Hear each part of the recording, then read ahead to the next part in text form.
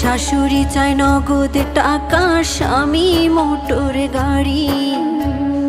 নিত্যদিনের যৌতুক জ্বালা সইতে নাহি পারি। কথায় কথায় ওরা সবাই তোলে গায়ে হাত, নোংরা ভাষায় দেয় যে গালি, তুলে বংশজাত। একদিন ঠিকই শুনবা বাবা তোমার মেয়ে নাই, যৌতুক নামের মরণ ব্যাধি হবে সেদিন দায়।